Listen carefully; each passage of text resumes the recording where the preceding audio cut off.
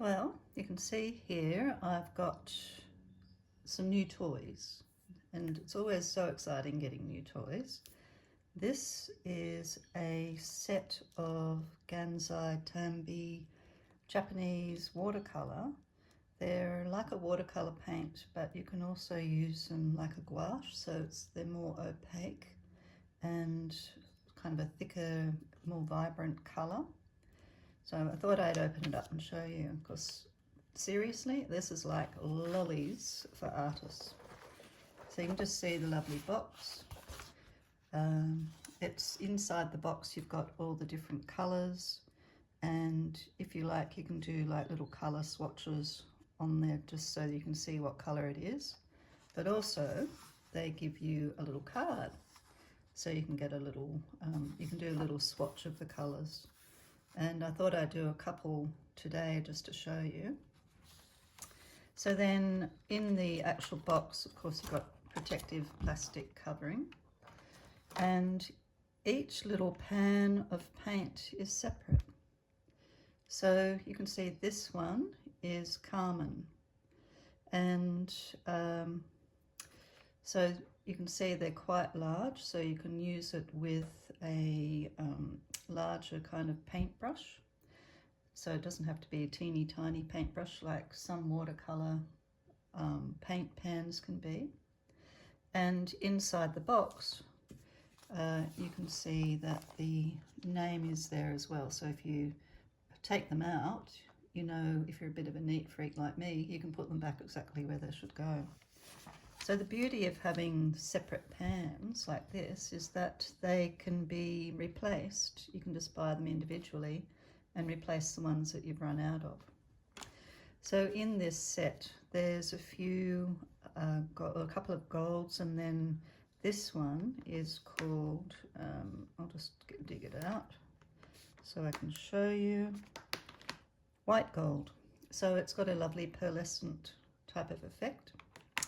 Now, I haven't used these before, so this is going to be my first go at using them with you watching. So I'm just going to grab this colour chart so that I can have a bit of a play, because these are all in the correct order as, according to what's in the pan, or in the box, sorry. So I'll pop that aside and then grab a bit of a paintbrush.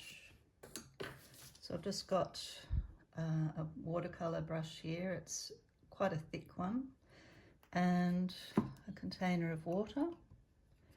And I'll start with maybe one of my favourite colours, which would be pink. So already I can feel that it's going to be a lovely thick texture. So this must be Cherry Blossom Pink. So I'll just pop that colour in there so you can see what it looks like. So that's quite wet, and let's say if you water it down a bit, then you can get more of an opaque, sorry, not opaque, more a translucent kind of colour with it. So let's do another one. I might do this juicy ultramarine up here. Might not put quite so much water in it. You can see that when you mix it up, it becomes quite thick. So from the reading I've done, they mix it with a type of resin to make it much more thick. So that was ultramarine. And you can see it's a gorgeous, vibrant colour. Wow, how juicy to that. Isn't that beautiful? I really like that one. I was quite interested in this Imperial Violet. You can see that's this one here. It looks practically black when you see it in the pan. And this is where having a little colour swatch is handy, because if you take the time to do this, then you can quickly look at your chart and go, oh yes, that's the colour I want to use. And it is really, really dark. So what I'm going to do is get a teeny tiny bit of it and put that over here, so you can see how it's more purple or violet. So it's kind of handy to see both those, isn't it? So what else shall we look at? Maybe this horizon blue. That's a pretty blue. And this one's called, as I said, horizon blue. We'll mix it all up so get a nice thick texture. And we'll put a little bit up the top here. I'm getting better at this as I go along. And then I want to see how that looks, a bit watered down. So you can see that would be a softer colour. Now you can mix the colours, and so what I'll do at some point is mix up a colour, you know, do a swatch of different colours. And I've been trying to see what the gold is, and then see what the blends look like. But this is lovely. I don't know if you can see that on camera, maybe not because of the light reflection, but you can just see all the metallic elements in that swirling around. This one's just gold. And say if you wanted to do some gold lettering or gold highlights on a particular picture, that would be lovely. So what else will I do? Maybe one more, and then I'll finish them all and I'll come back and show you the rest. I'm always intrigued by the ones that are really dark. This blue-grey deep looks interesting, so we'll do a little one of those, that one.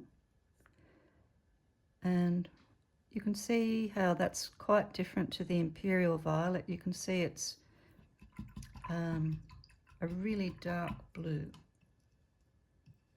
And let's see what it looks like. It's that one, isn't it? I have to keep checking where I got it from.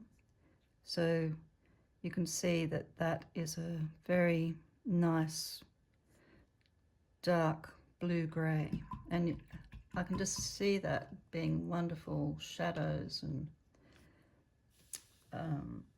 you know, to really bring out the contrast in painting. So okay, I'm going to turn this off and I'm going to finish them all, and then I'll pop back in for a few seconds and just show you what they all look like.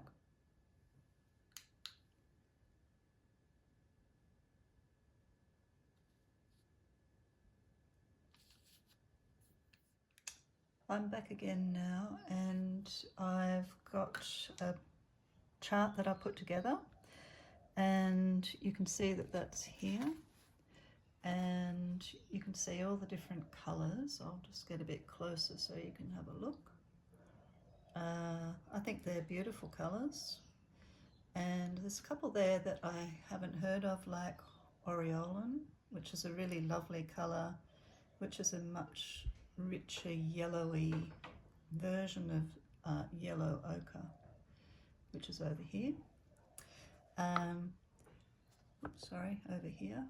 And so you can see that when it's the colour with less water, it's much richer and darker, and then with more water, it's more like a watercolour. So beautiful colours. I did the golds here, so you can see that they've got a lovely luster, even when it's watered down. You can still see that pearlescent effect that happens. It's beautiful. I rather like little touches of gold in things. It's a really lovely variety. The only one, this one is purple, and I think this is probably more like magenta, and the cobalt violet, which is that one there, is probably more like your typical purple.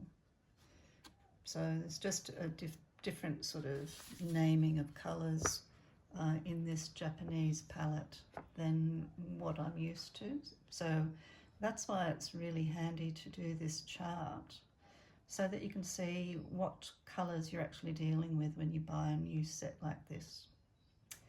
I did a little bit of other doodling just for fun, and put a couple of colours together. This is that aureolin colour with indigo. This is the cherry blossom pink, and the purple, which I think is more like magenta. This one is that lovely Indian red. It's a lovely rich earthy red, and that's with a little stripe of blue-grey deep running along there. That would be darker if I used it in a more intense way, but I wanted it to sort of be a kind of more earthy.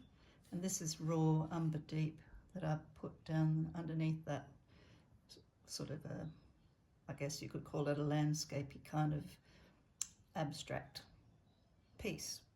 And then here I was just playing with the different greens, and this middle bit here is the forest green, which is quite a dark, and I wanted to get a bit of lightness, so I put a bit of that greenish yellow on top and some sap green on the other side, just to have it play.